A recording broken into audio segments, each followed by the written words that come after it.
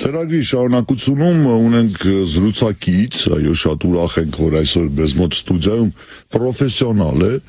այո, հայկական բլոգերային շարժման հիմնադիր կարելի ասել, առաջին հայ բլոգեր Կամո Թովմասյանն է մեր հյուրը, նույն ինքը Կամո բլոգը, ինչպես ասում են, ողջույն Կամո ջան,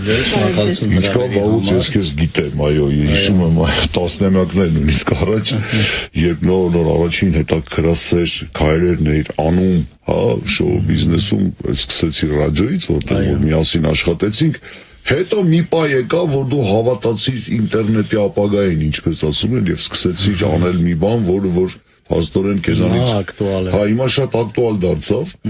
համենայն դեպս իմ ներքին հարցում, այսօր ցանկացած պատանու կամ դեռասի որ թե հարցնես, ինչ ես ուզում դառնալ, մեծ մասը ասում է բլոգեր ենք ուզում դառնալ, այո, այդպիսի մասնագիտություն ես ընտրել։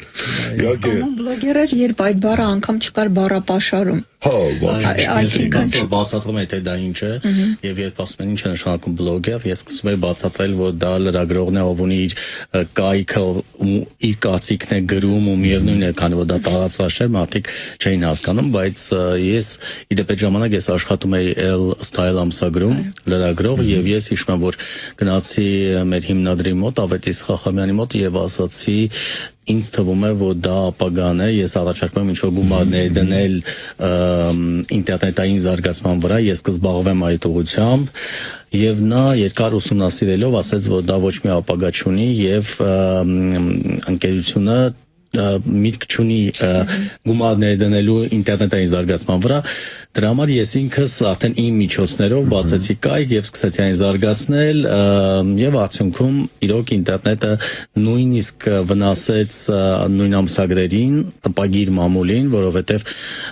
թե ինֆորմացիոն առումով այն դե ավելի արագ է, թե գովազդային առումով արդեն գովազդատուները ավելի շատ սկսեցին ինտերնետային ոլորտում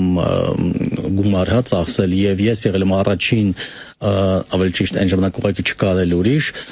ով սովորեցրեց ընկերություններին վճարել ինտերնետի գովազդի համար, այսինքն երբ ես սկսեցի գումար ուզել ընկերություններից, սկզբում ծիծաղում են եւ ասում ով է տեսել, որ ինտերնետի համար ես պետք է գումար վճարեմ եւ հետո արդեն սկսեցին վճարել, դրա համար հիմա երբ ես տեսնում եմ ուրեմն երիտասարդ շատ բլոգերների, ովքեր դեռ նոր սկսում եմ, բայց առաջինը գրում են գովազդի համար զանգահարել այստեղ, ես հիշում եմ, որ ես տարիներ երևի առաջի 2 տարիներին գնում էի բացատրում էի, խնդրում էի, որ վճարեն եւ նրանք ծիծաղում էին ինձ վրա եւ ես սովորեցրեցի, հարթեցի այդ ճանապարհը, որ ինտերնետային լրագրողներին, մասնավորապես բլոգերներին պետք է վճարել աշխատանքի համար, այդպես շատ մի հետաքրքիր դեպք պատմեմ, ուրեմն այն ժամանակ մի ռեստորան էր բացվել ու ես այն ժամանակ առաջին մի քանի տարիներին ես աշխատում էի անվճար, որովհետև ոչ մեկ չէր հասկանում դա ինչ է, անվճար նկարում էի, որպեսզի անուն ձեռք բերեի եւ ես երբ տեսնում էի քաղաքում ինչ որ բան է կատարվում, օրինակ ռեստորան է բացվում, Կարմիր ժապավենն էի տեսնում, ես գնում էի, մտնում էի, նկարում էի, դե մարդիկ բան չէին ասում, որովհետև նկարիչ եմ, ես ինքս սկսել եմ, չէ՞ որ նաեւ որպես լուսանկարիչ։ Եվ հետո ուրեմն ինձ զանգահարում են եւ ասում են, ով ես դու, ինչու է մեր ռեստորանի նկարները կայքում, ով է տեսել նման բան, որովհետև գիտեք սկզբի տարիներին ես խոսում եմ 2008-9 թվականի մասին, ինտերնետ հասկացողությունը այն ժամանակ ես հիշում եմ միայն A1+ կայք, որպես այդպեսին հիշում եմ Adnaklassniki եւ արդեն 18-ից բարձր կայքեր, ինտերնետի հետ կապված միայն 18-ից բարձր կայքեր էին, դրա համար որոշ մարդկանց համար ինտերնետում հայտնվելը դա այդքան էլ պատիվ չէր։ Եվ հիշում եմ ինձ կանչեցին այդ ռեստորան, շատ խիստ զգուշացրեցին, ստիպեցին ջնջել այդ ամեն նկարը, իսկ ես բացատրում եմ, որ սա ապագան է, դուք գալու եք մի ժամանակ, որ դուք ինքներդ եք անում։ Եվ անցնում է 1 տարի, նրանք զանգահարում են եւ արդեն գումարով իրենք էլ ծիծաղելով իհարկե ինձ հրավիրում են իրենց ռեստորանը գովազդելու համար եւ երբ ես հասկացա, որ արդեն դա տարածվում է եւ արեցի մի քանի փարթիներ, շատ մեծ նախագծեր, ես սկսեցի արդեն գումար վերցնել իմ աշխատանքի համար ու դա դարձավ իմ մշտական հիմնական աշխատանքը ու ես դուրս եկա բոլոր մնացած աշխատավայրերից, կենտրոնացա իմ կայքի վրա եւ մինչ օրս ինչպես ներկայացուց է տալիս, այն շատ պոպուլյար է, սա հիմնական իմ բիզնեսն է եւ շատ ակտուալ։ Տես Կամո, Շամշյանի օրինակով եմ, հա, մեկ էլ տեսնում ես նկարագրում է իր ջրում մեկը մյուսի հետևից երկու վթար, իրարից գտնվում է դեպքի վայրերը 200-250 կիլոմետր հեռավորության վրա, հասկանում ենք, որ նա սուպերմենը չէ, այսինքն թռնելու ունակություն չունի, լույսի արագությամբ, մի խոսքով հասկանում ենք, որ նա մենակ չէ, այսինքն Ֆիգարոն այստեղ, Ֆիգարոն այնտեղ, նշանակում է ունի թիմ, այսինքն միաժամանակ մի քանի վայրերում, հա, միգուցե իր կարծիքով խմբագրված կամ էլ չգիտեմ վերլուծություններով դետեղվում են։ Ինչ կասես քո դեպքի մասին, դե հասկանալի օրինակ հատկապես հանգստյան օրերին Երևանի տարբեր տեղերում միաժամանակ մի քանի միջոցառում է, քանի հոգի են քո թիմը եւ քանի հետևորդ ունես այսօրվա դրությամբ։ Տեսեք, հաշվառելով սոցիալական ցանցերը եւ կայքը, հա, ամեն ցանցում, չգիտեմ, Facebook-ում ձևավորվել է այլ հետևորդների բանակ, այնտեղ կարծեմ մոտ 220,000 է։ Instagram-ը եկել է ավելի ուշ, այնտեղ ձևավորվել է այլ, ավելի, որպես կանոն, Instagram ավելի նոր սերունդն է գալիս։ 180,000 մոտավորապես այնտեղ է, այսինքն դրանք նույնիսկ տարբեր կատեգորիաներ են, մարդիկ ովքեր Facebook-ում են հետևում եւ երբ ես օրինակ մրցույթներ եմ անում Instagram-ում, Facebook-ի հետևորդները բողոքում են եւ ասում, բայց մենք չունենք Instagram եւ չենք ուզում այնտեղ գալ, մենք պահանջում ենք այս հարթակում, այսինքն դրանք տարբեր անձինք են, բավական մեծ խումբ է, հիմա ավելացել է TikTok-ը, որը ես չեմ սիրում, բայց այն նույնիսկ իմ գործընկերները պահանջում են, որպեսզի ես ունենամ նաև կոնտենտ եւ այո, օրինակ ես աշխատում եմ բանկերի հետ, նրանք ասում են, որ որպես գործընկեր մենք նաև ուզում ենք, որ դու ունենաս եւ վարես TikTok։ Այսինքն դու ստիպված ես մի քանի տեղերում տարբեր աուդիտորիայի համար TikTok-ում մի քիչ ավելի այդպես ցանցառոտ, հա, ասենց ասեմ, ավելի բարում ենք այնտեղ, հումորներ ենք անում, Facebook-ում ավելի դասական, օրինակ թատրոնի բացումը Սարգսյանի անվան ավելի ակտուալ է Facebook-յան հասարակության համար, որտեղից գնում են արդեն կայք։ Instagram-ում ավելի օրինակ այսօր առավոտյան գլամուրային չէ։ Այո, այսօր առավոտյան օրինակ տեղադրել եմ, չգիտեմ, ֆրանսիական Jacquemus բրենդի fashion show-ն, որը ավելի Instagram-յան, այսինքն կարելի ասել ես աշխատում եմ 3 տարբեր ուղղությամբ տարբեր մասայի համար ինֆորմացիոն առումով։ Այսինքն հարթակը թելադրում է կոնտենտը։ Ես ճիշտ եմ հասկանում, փաստորեն 5 միլիոն բաժանակ։ Այո, կարելի է այդպես ասել ամբողջ իրար հետ, այո, իհարկե։ Այդքան, իսկ ինչ վերաբերվում է թիմին, ես ունեմ 3 մշտական աշխատողներ, դա իմ լուսանկարիչն է եւ օգնականը Հայկը, ես ունեմ նոր մի աշխատող, ով իմ ընդհանուր օգնականն է, եւ հետո արդեն օրինակ երբ մենք ունենք մեծ նկարահանումներ, հիմա օրինակ Խազեր մրցանակաբաշխությունը, հա, մենք արդեն բուք ենք անում ավելի շատ լուսանկարիչներ եւ օպերատորներ, ովքեր գործարքային հրավիրված աշխատողներ են, ովքեր քանի որ մեծ իրադարձություններին ինձ հարկավոր է 3 լուսանկարիչ, 2 օպերատոր, բայց այդ ամենը համակարգում եմ ես ամեն դեպքում դրա համար ի տարբերություն օրինակ 10 տարի առաջվա, երբ ես կարող էի 1 օրում նկարահանել եւ լինել 2 միջոցառման, հիմա այդքան իհարկե էլ ուժ չունեմ, ես ամեն օր 1 մեծ միջոցառման եմ գնում եւ երկրորդը արդեն չեմ զգում։ Այնպես որ Գագիկ Շամշյանը իհարկե նա շատ աշխատասեր է, բայց իրոք մենակով ֆիզիկապես հնարավոր չի, այնտեղ արդեն մեծ թիմի մասին է խոսքը։ Իմ ուղղությունը, քանի որ կոնկրետ նորությունների շոու բիզնեսի նորաձևության մասին է, օրեկան 1 իվենթը մեզ արդեն բավական է, այսպես ասած, ես չէ որ որպես այդպիսի նորությունների մեդիա չեմ, որ օրվա բոլոր քաղաքական մշակութային իրադարձությունները ներկայացնի, ես ներկայացնում եմ օրվա 2-3 ինչ որ կարևոր մշակութային ավելի fashion եւ այլն կամ ակումբային իրադարձություններ։ Ես չգիտեմ ընդհանրապես դուք որևէ ուրիշ եթերում այսպես բացում եք ձեր խոհանոցային նրբությունները թե ոչ, բայց շնորհակալ ենք, որ մեզ ներկայացնում եք, այո, ինչպես է դա գործում, բայց կան նաև իհարկե այս մեդիա դաշտում մեդիա գործիքներ եւ քանի որ նույն բլոգեր բառը դեռ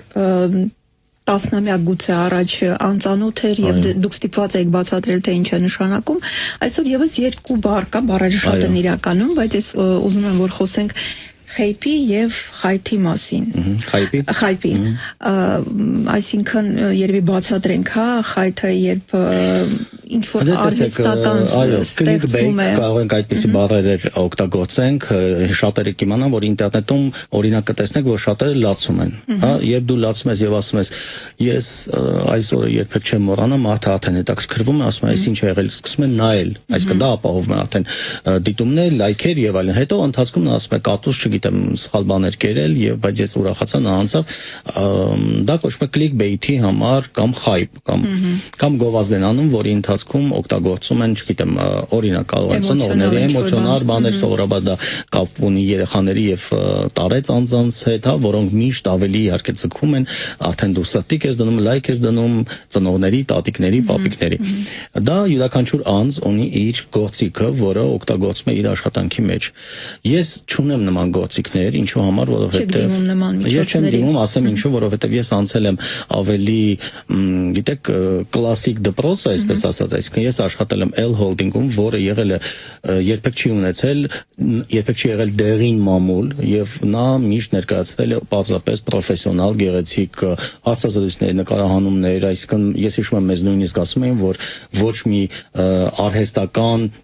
բամբասանքային նյութ մեզ պետք չի վաճառելու համար ամսագիրը եւ մենք գրում ենք պարզապես որակյալ պրոֆեսիոնալ նյութեր կամ 90-ականներին երբ ես սկսել եմ աշխատել HFM-ում, իդեպ Արամը եւ այդ ժամանակվա HFM-ի ռադիովարողները եղել են իմ որպես այդպեսի ես եղել եմ 16 տարեկան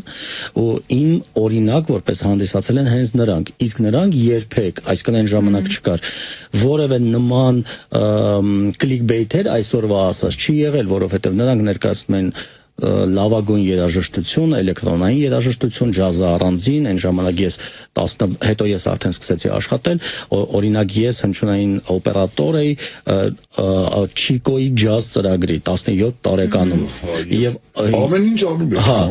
պատկերացրեք 17 տարեկանում դու ամեն օր եթեր ես տալիս Չիկոյի ջազ ծրագիրը, ես մինչեւ հիմա անգիր գիտեմ բոլոր ջազ երաժիշտների Դիզի Գիլեսպի, Դայան Շուրի, Նեթ Կինգ Քոլի, Նատալի Քոլի դիսկոգրաֆիան Այսինքն ես անցել եմ այնպիսի աշխատանքային դպրոց եւ սովորել եմ նրանցից որակ, որ հետո ինձ պետք չի եղել ոչ նախ ես չեմ լսել ոնց որ ոչ ռաբիզ երաժշտություն, որպեսի իդեպ ինձ տանեմ ավելի շատ խմբի մարդկանց, ոչ բամբասանքային նորություններ, որպեսի էլի սիրված լինեմ բոլորից։ Իմ նպատակը եղել է կոնկրետ ուղղվածության մարդկանց համար ամենօրյա նորությունները եւ փորձը ցույց տվեց, որ դա աշխատում է, այսինքն պարտադիր չի դու օգտագործես clickbait-եր, որպեսզի ունենաս գործընկերներ, աշխատանք եւ հետեւորդներ։ Ես այսօր նույնիսկ տարին սկսվել է, ես ուղղակի չեմ հասցնում պրոյեկտները դեռ տարին չսկսված, մենք 3 գործողում ունենք արտերկրից, դա խոսում է, որ նույնիսկ գրագետ աշխատելով դու կարող ես ունենալ եւ պատվերներ, եւ լսարան, եւ պահես ռեյտինգը։ Եվ միայն ճշգրտված ինֆորմացիա։ Այո, իհարկե ճշգրտված, դա ճշգրտված է, արդեն տեսեք, ի տարբերություն շատերի, մենք նկարահանում ենք նույն, չգիտեմ, վերցնենք վերջին Հասո Սարգսյանի անվան, մենք պարտադիր, այո, համազգային թատրոնի բացումը, մենք պարտադիր կապվում ենք նրանց հետ, մենք ներկայացնում ենք պրոֆեսիոնալ ֆոտոշարք, այլ ոչ թե մոբայլով նկարած կադրեր, մենք ճշտում ենք նրանց հետ իհարկե հասկանում եք տեղադրում ենք բոլոր օֆիցիալ հղումները եւ այլն, այլ ոչ թե պարզապես տանը նստած, օրինակ որոշ չեմ ուզում մեղադրել, բայց որոշ մեդիաներ աշխատում են այդպես, դու տանը նստած կարող ես վերցնել մյուսից նկարը, այդ դեպքում եւ իմ նկարը որտեղ գրված է կամովլոգ եւ քո մոտ գրես ունենաս նույն դիտումները, բայց արդյունքում ես եմ ծախսել գումար լուսանկարչի եւ ժամանակի համար եւ մենք միշտ աշխատել ենք այդպես, երբեք չենք օգտվել ուրիշ մեդիաների նկարների օֆիսում նստած։ Ես ճիշտ ասած կամոյին հաճախ հանդիպում եմ Երևանի փողոցներում, այդպես քրտնամխած արագ-արագ գնում է ինչ-որ միտեղ, սովորաբար դա խոսում են նրա ֆանտաստիկ, ֆենոմենալ ես կասեի աշխատասիրության մասին նախ եւ առաջ, ընդ որում ասեմ դա առաջին հատկությունն է, որը որ հաճախ լսում եմ որպես կարծիք քո աշխատանքի մասին, ասում են դե շատ նպատակասլաց աշխատասեր տղա է։ Դա լավ է բոլոր դեպքերում։ Կամ ասա խնդրեմ, քեզ համար կարևոր է կամ գովազդատուների համար, պատվիրատուների կոնտենտի, ավելի շատ քո բաժանորդագրված օգտատերերի քանակն է տպավորիչ, թե դիտումները այս կամ այն նյութի, որն է կարևոր, կամ լայքերը, ընդհանուր բլոգերի համար, որպես մարդը, որ կոնտենտ է ստեղծում եւ ունի ձեռքի տակ ամբողջ թվային վիճակագրությունը, դու ունես, չէ՞, քո լիչն անձնական կաբինետը, որտեղ մտնում ես, տեսնում ես, քանի լայք է եղել, քանի դիտում, որն է կարևոր կամ լայքերը եւ դիտումները իհարկե շատ կարևոր են եւ առաջի տպավորությունը, երբ մարդ նայում է կամ գովազդատոին ներկայացնում են, ասում է, օ 10 միլիոն լայք ունի, ուրեմն ինչ-որ բան այն չէ, բայց հետո որպես կանոն, երբ ես շփվում եմ, մարդկանց հետ, հասկանում եմ, որ նրան պրոդուկտը ամեն դեպքում դու պետք է, եթե խոսում ենք գովազդի մասին, ամեն դեպքում դու պետք է վաճառես նրանց պրոդուկտը եւ հետո եթե նրանք չեն ունենում արդյունքը, նրանք երկրորդ անգամ չեն համագործակցում քեզ հետ։ Մենք աշխատում ենք մարդկանց հետ, ովքեր երևի 10-15 տարի աշխատում են մեզ հետ։ Եվ երբեք իդեպ այդ ընկերությունները չեն առաջնորդվել լայքով, դիտմամբ, քանի որ նրանք գիտեն թե որտեղ են ում հետ են համագործակցում, բացի այդ կան ընկերություններ, ովքեր իմիջային առումով չեն կարող օրինակ համագործակցել այն անձի հետ, ով ունի 10 միլիոն դիտում, բայց ունի շատ կասկածելի ռեյտինգ, այսինքն անուն է, ամեն դեպքում դու ներկայացնում ես քո բրենդը։ Դրա համար կոնկրետ իմ դեպքում շատ վաղուց արդեն ինձ հետ աշխատում են ուղղակի նրա համար, որ աշխատում են ինձ հետ։ Մենք նույնիսկ չենք հաշվում եւ եթե անկես մենք չենք էլ տալիս կամ չեն էլ ուզում ինչ-որ դիտումներ, ներքին impression-ներ, որովհետեւ նրանք ընտրում են ինձ, օրինակ հիմա մենք գնում ենք, եկել ենք Բարսելոնայից, որտեղ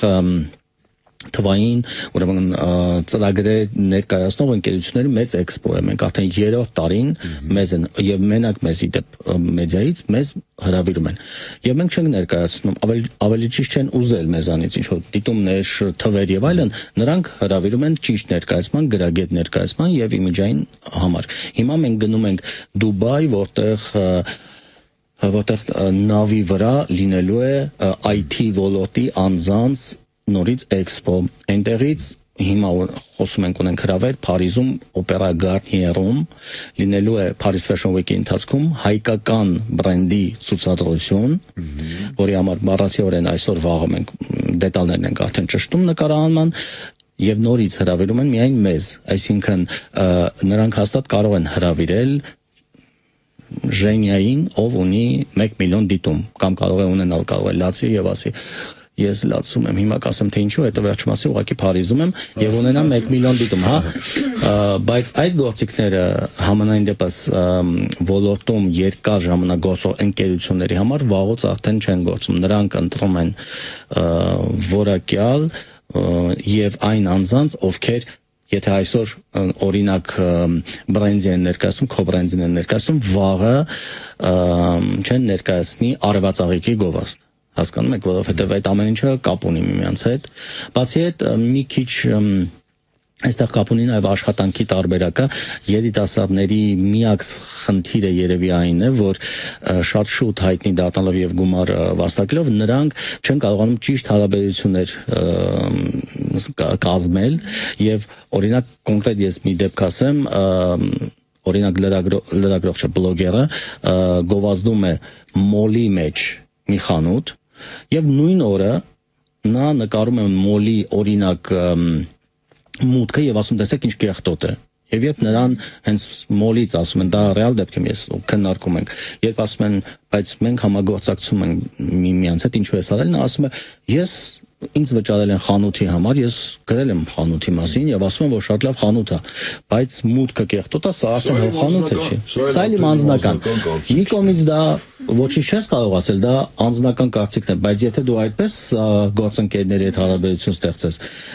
այդտեղ արդեն խնդիր կունենաս, որովհետեւ մարդիկ չեն ուզում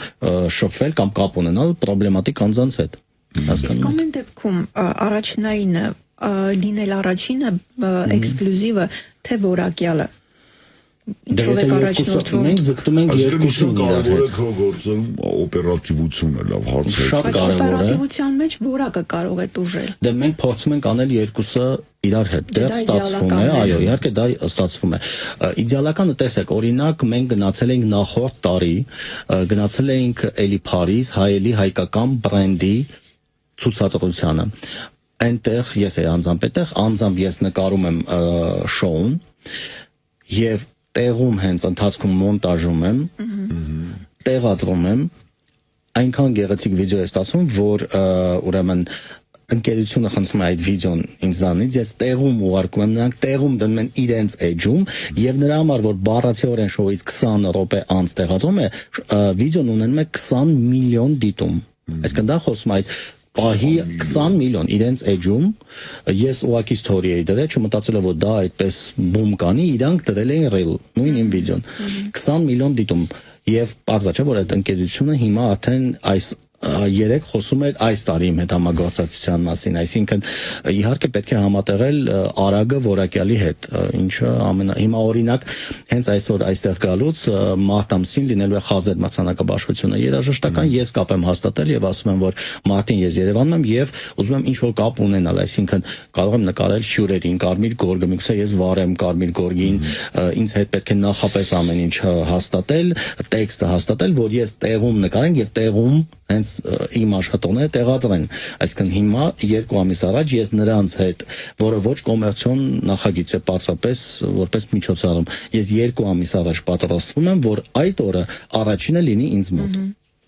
Արամ ասաց, որ ձեզ բնութագրելիս առաջինը հենց աշխատասիրությունն է, բայց մարդ եք, չէ, հոգնում եք, ինչպես եք հանգստանում, երբ բոլոր խցիկները, ֆոտո եւ տեսախցիկները անջատված են եւ միկրոֆոնները։ Դե օրինակ ամանորին ես չեմ աշխատում երբեք, որ ամենա այսպես լավ հյութեղամիսն է, բայց ես չեմ աշխատում դեկտեմբերի 15-ից չեմ աշխատում, որովհետև շատ ծանր աշխատանք շատ է ու ես իրոք հոգնում եմ։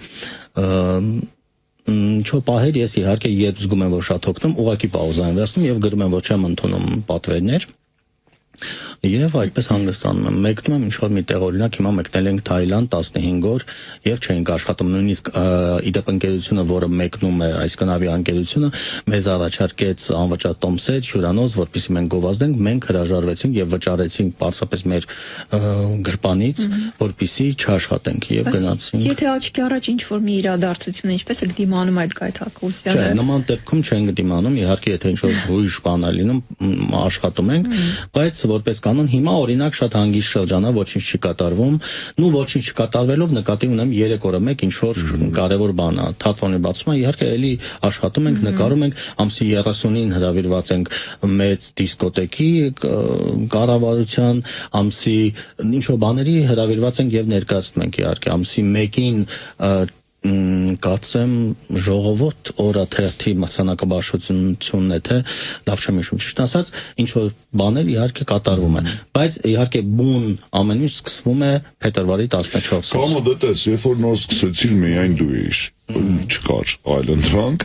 հետո իհարկե հայտնվեցին ինչ-որ հեղինակներ, ովքեր իրենց բլոգն էին վարում, տարբեր հարթակներում, բայց նրանք չհաջողեցին այդքան,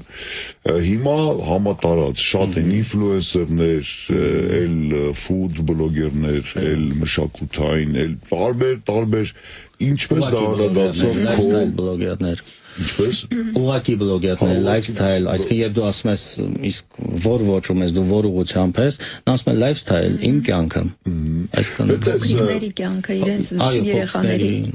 Ինչպես փոխվեց քո բիզնեսը, քո ցուցանիշները հասկանալի է սկսեց դու տեսար մի անգամից որ մրցակցային դաշտում ես անմիջապես եւ ինչպես ես տեսնում օրինակ Կամո բլոգը 5 տարի հետո մոտավորապես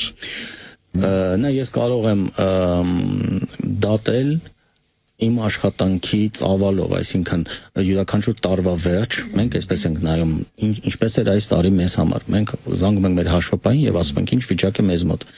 եւ եթե մեր բյուջեն նույնն է ինչ որ նախորդ տարի կամ ավել, ուրեմն մեր գործերը լավ է, մենք ճիշտ աշխատել ենք, ունենք բավականաչափ պատվերներ, ես վճարում եմ բոլոր հարկերը, աշխատողները, աշխատավարձեր եւ այլն եւ չունեմ խնդիրներ մտածելու Եթե մինչև հիմա ճիշտ ասած միայն ավելանում է, այսինքն նույնիսկ մենք մոտենում ենք այդ 20% հարկային այդ գծին եւ այլն, դա ստիպում է ինձ մտածել, որ ուրեմն ամեն ինչ ճիշտ է, ես ունեմ բավականաչափ աշխատանք եւ ճիշտ եմ աշխատում։ Խնդիր չունեմ, որովհետեւ ես ունեմ այսպիսի սկզբունք, որ ամեն ամիս աշխատում եմ կոնկրետ մոտ 10 մեծ պատվեր եմ վերցնում։ Ինչու համար, որովհետև գովազդը առանց այն էլ հիմա շատ է, եւ ես ամսվա ընթացքում վերցնում եմ 10 գովազդ, 10 մեծ գովազդ։ Դրանից հետո արդեն նկարում եմ ուղղակի մշակութային իրադարձություններ, անվճար, այսինքն բոլոր թատրոնները, նորաձևության ցուցադրումները եւ այլն։ Եվ այդ 10-ը ես այսպես թե այնպես ունեմ։ Շատ հաճախ նույնիսկ ես 1-2 ամիս առաջ ասում եմ, որ էլ տեղ չունեմ, պատվերներ իրոք չեմ ընդունում։ Բացի այդ, այն ինչ որ ես ինքս չեմ զբաղվում կամ օգտագործում, չեմ գովազդում, օրինակ, ես չեմ ուտում seafood եւ ես չեմ նկարում գովազդում seafood ռեստորան, որովհետեւ ես չեմ կարող ուտել կա բաներ, որոնք ես ուղղակի չեմ գովազդում, որովհետեւ չեմ օգտագործում եւ համարում եմ դա սխալ։ Մի բան է նկարել օրինակ կոշիկի խանութի բացում, որը միջոցառում է եւ ես տեղեկացնում եմ, բայց մի բան է օրինակ նույն կոշիկը, ասում եմ մենք ուզում ենք դու լինես մեր դեմքը կամ ինֆլուենսերը եւ կրես մեր կոշիկը։ Դա արդեն չեմ կարող, որովհետեւ ես ունեմ կոշիկի հանդեպ առանձին ոնց որ ձև, որը կրում եմ։ Դրա համար պատվերի քանակ չունեմ կոմերցիոն առումով, իսկ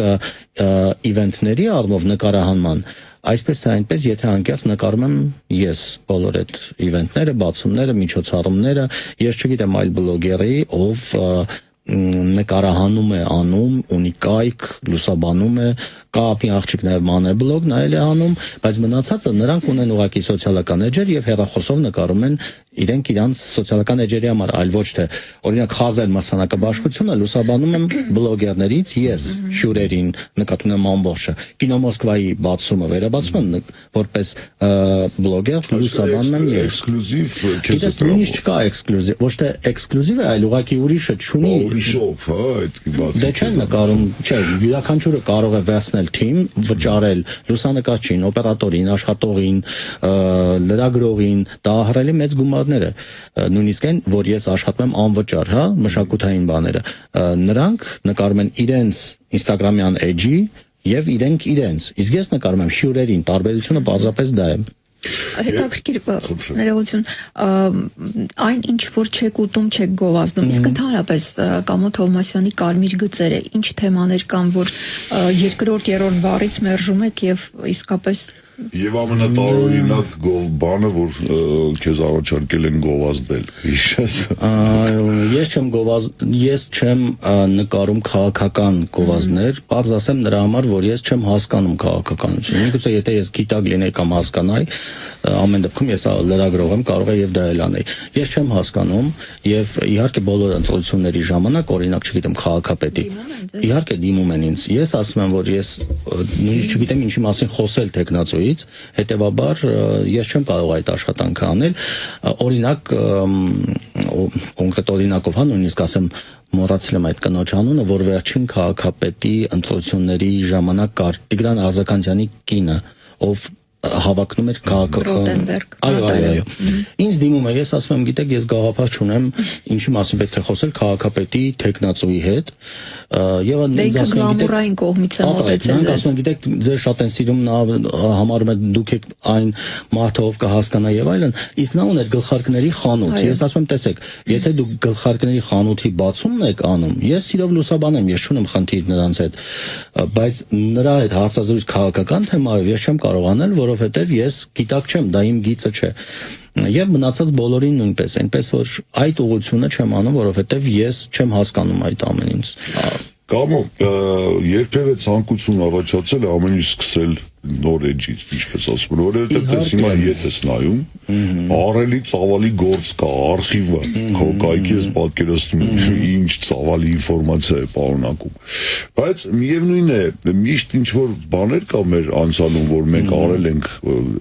ու մեր պատկերացումներով դրանք լավ գործեր չեն։ Այսինքն դե ժամանակ նոր էր, սկսնակ էր, հիմա արդեն պրոֆեսիոնալի դիրքից ես նայում անցած ճանապարհին։ Եվ բնական է կա վստահ ամեն օր, որը որ քեզ նոր գիտելիք է բերում եւ փորձ,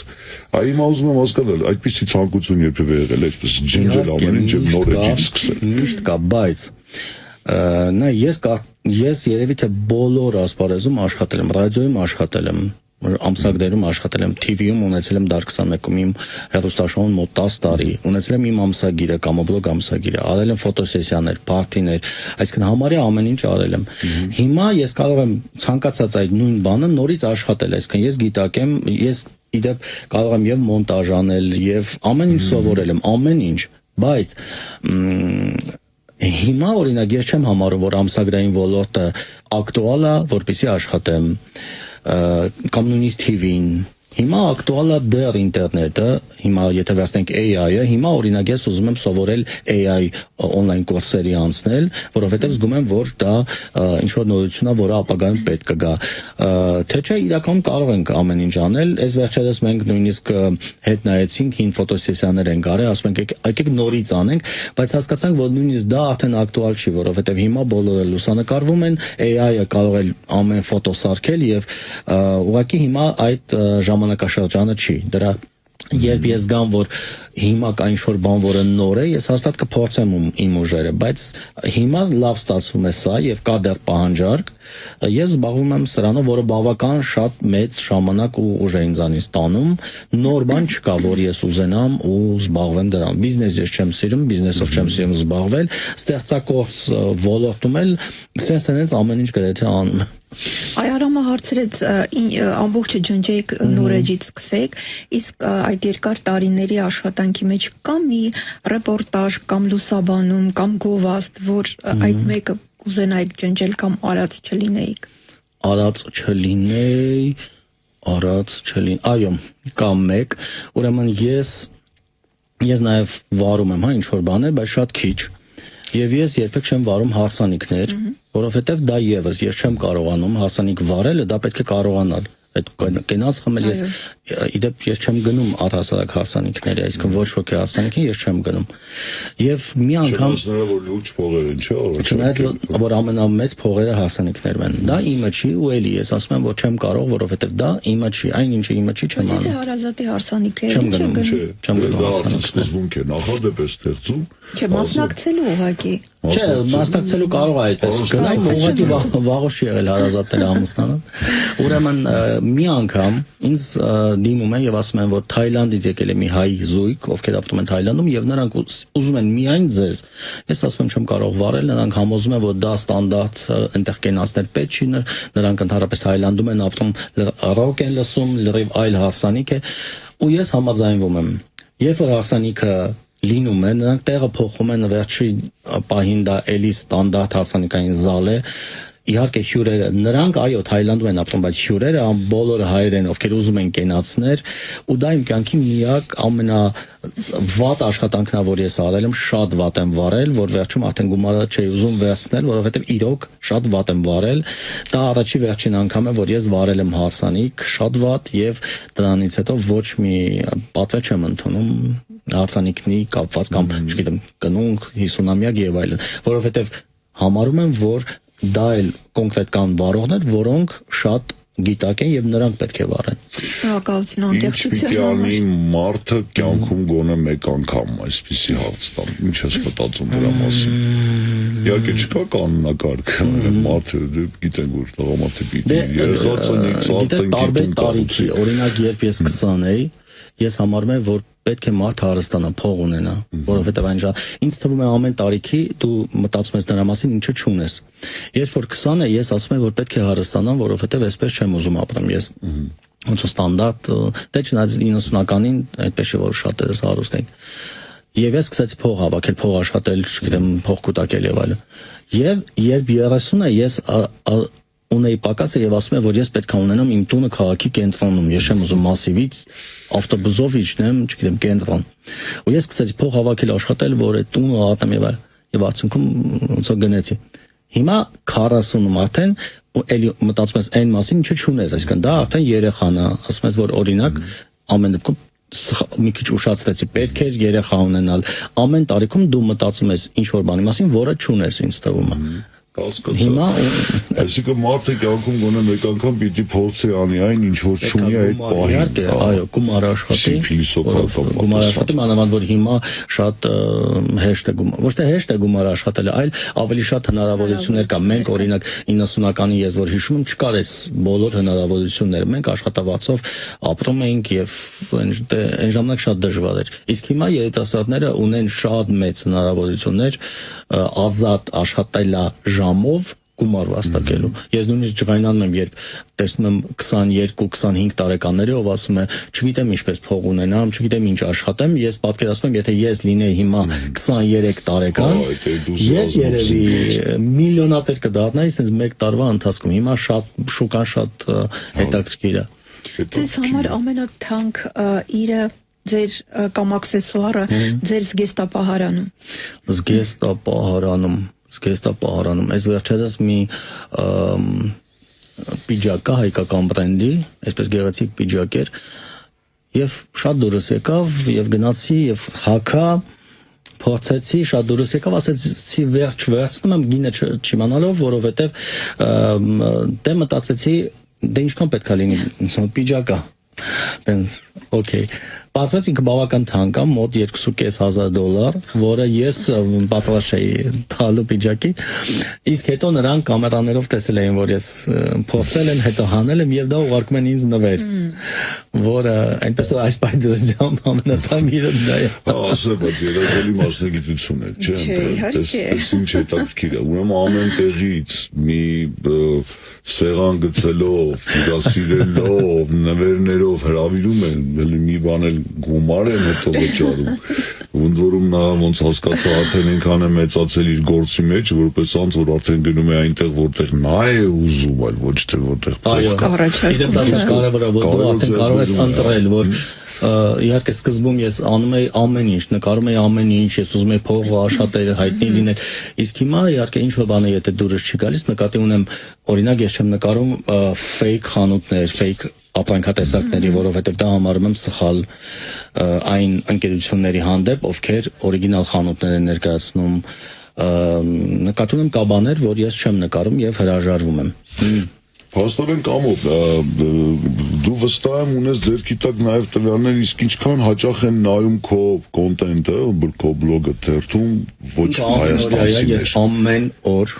տալիս եմ օրվա նորությունները բոլոր տեղերով, դուք ամեն օր հենց այսօր կարող եք մտնել, առավոտը 6-ից ես արդեն եմ, որովհետև պետքա ձեզ մոտ կամ ես շուտ եմ մատնանում, 6-ից ես արդեն այսօրվա ավելի ճիշտ 3-վա նորությունները հանել եմ եւ տեղադրել եմ եւ առաջինը ինձ մոտ է, այսինքն դա օլիմպիական խաղերի ձմեռային օլիմպիական խաղերի ջահերի երթն է Միլանում, որը երկու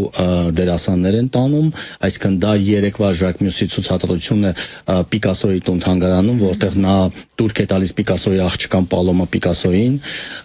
եւ այդ բոլոր նորությունները արդեն առավոտյան 7:30 իմ էջում եմ մարդիկ որ արթնանում են սկսում են նայել ու հետո արդեն անցնել առաջ։ Հարց նկատի ունեի իսկ կոնտենտը քո նայում են արտասահմանյան երկրներից եւ ինչ դինամիկա կա, աճում է լսարանը, հակառակը արդեն կանգնել է։ Այսինքն տես մենք հաճախ դե մեծ մասը նյութի վերաբերվում է Հայաստանին։ Իհարկե։ Իսկ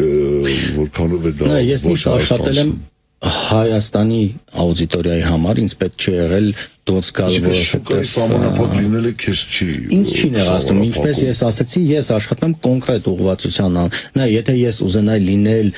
օրինակ եթե ես ուզենայի որ Գլենդելում լինեի աստղ, ես ամեն օր կտեղադրեի բոլոր այդ գլենդելյան հումորներ, ամերիկյան այդ երգիչներ, ռաբիզ եւ այլն, այսինքն կամ ընտանեկան պատմություններ եւ այլն, ինչը սիրում են այնտեղ։ Բայց ես աշխատում եմ կոնկրետ մարդկանց համար, ովքեր տարբերում են լավ երաժշտություն։ Օրինակ ես հիմա այսօր երեք ասում եմ այն մասին, որ 20 տարի ընդմիջումից հետո Everything But The Girl խումբը հանել է ալբոմ։ Դա երևի, չգիտեմ, շատ քիչ մարդիկ կիմանան, կհիշեն, բայց ես ուզում եմ դա Tracy Thorn, հասկանում ես, բայց դա պատկերացնում ես, ինչ քիչ մարդ ընդհանրապես դա ինչ-որ բան կասի իրեն, բայց դա այն է, ինչ ես ուզում եմ դնեմ, բայց ու մարդիկ հետևում են, կհասկանան, չէ։ Դա այո, բայց հասկանում ես, ես օրինակ ես անում եմ այն, ինչը գտնում եմ, որ լավն է, հետաքրքիր է։ Ես իմ օրինակ երկու ընկերների հետ 25 տարեկան ավելի երիտասարդ ընկերների հետ գնացել էինք Պրագա։ Եվ ես նրանց ցույց եմ տալիս Պրագայի գլխավոր այդ